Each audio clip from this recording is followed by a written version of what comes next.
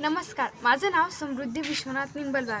मी इयत्ता 9वी या वर्गामध्ये शिकत आहे. माझ्या शाळेचे नाव जिल्हा परिषद माध्यमिक शाळा पानकनेरगाव. मी माझ्या शाळेतील ग्रंथालयामधून आजीचा ज्ञान खजिना हे पुस्तक वाचण्यासाठी घेतले. या पुस्तकामध्ये आजी यांनी खूप छान गोष्टी सांगितलेल्या आहेत. म्हणजेच मी त्यांचा सारांश तुम्हाला सांगते. एका गल्लीमध्ये एक आजी राहायच्या. त्या तिथल्या मुलांना थोडीही शिस्त नव्हती. त्यांचे पालकही त्यांच्यावर ओरडू शिस्त लावण्याचा प्रयत्न करत होते, पण त्यांना शिस्त लागली नाही आणि त्यामुळे ते खूप धिंगामस्ती करायचे. ते फक्त 2-3 मुलांचंच ऐकायचे, त्यांच्या तालावर नाचायचे. त्यांचे नाव सन्या, मन्या आणि पिक्या अशी त्यांची पक्या अशी त्यांची नावे होती. तर एके दिवशी त्या आजी मुलांना काहीतरी बनवून म्हणजेच फराळाचं बनवायच्या आणि त्या मुलांना घरी जेवायला बोलवायच्या.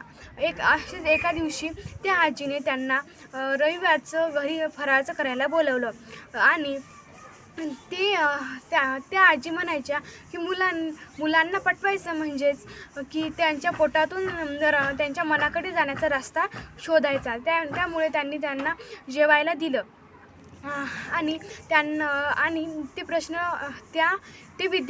ते मुलं त्या आजीला प्रश्न विचारू लागले, आजी तुम्ही दारात रांगोळी काढता असे का? तर त्या आजी म्हणाल्या, मी दारात रांगोळी काढते कारण जे सरपटणारे प्राणी आहेत ते सरपटताना त्यांच्या खालच्या बाजूला रांगोळी लागते आणि त्यामुळे ते रांगोळीच्या जवळपास येत नाहीत आणि ती रांगोळी काढायची म्हटल्यावर त्यांना खूप कठीण जाते. त्यामुळे सरपट प्राणी घराजवळ येत नाहीत आणि आपल्या दारालाही शोभा राहते. व दुसरा मुलगा म्हणाला, आजी आपण तुळशी पुढे दिवा का लावतो?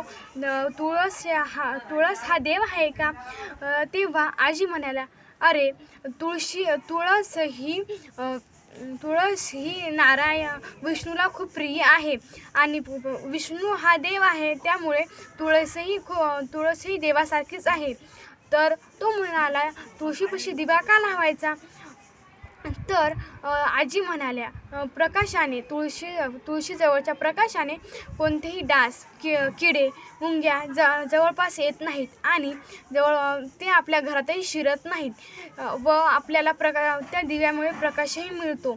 त्यामुळे दारात दिवा लावणे हे खूप चांगली गोष्ट आहे आणि दिवा लावल्याने आपल्या घरामध्ये प्रकाशही पडतो. तर तर पालकांना चिंता वाटू लागली, मुले कशी आजींच्या घरात राहत आहेत. तर ते पालक लपून त्या मुलांना पाहण्यासाठी येत होते. तर त्यांनाही त्या गोष्टी पटल्या. तेही त्या गोष्टी ऐकू लागले.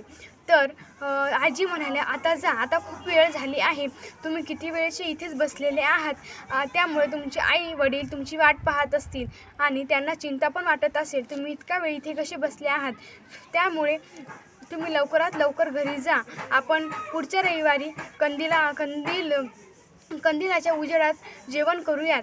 ते म्हणाले, असे का? आपल्याजवळ तर वीज आहे, त्यामुळे आपण विजेतच जेवण करू शकतो ना, कंदिलाची काय गरज?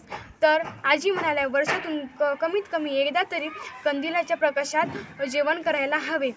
कधी अंधार पण बघायला हवा, कारण कंदिलाचा प्रकाश फक्त जवळपासच पडतो आणि अंधारात जेवायचं म्हणल्यावर हे खूप वेगळं आहे.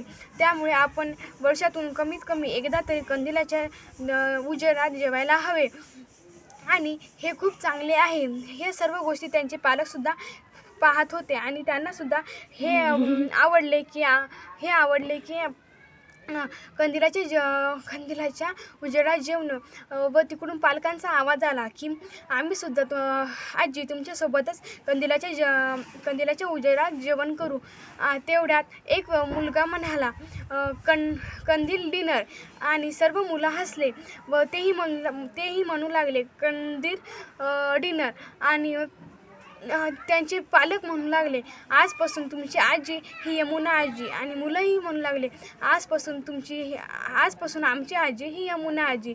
आणि त्यामुळे त्या मुलांनाही शिस्त लागायला सुरुवात झाली आणि ती मुलंही धिंगामस्ती न करता दर रविवारी आजींकडे जेवायला येत होते. यामधून आपल्याला असाच बोध मिळतो की आपण जर कोणाला प्रेमाने समजून सांगितले तर दुसरे आपले ऐकतात आणि आपण सर्वांशी प्रेमानेच राहायला हवे. धन्यवाद.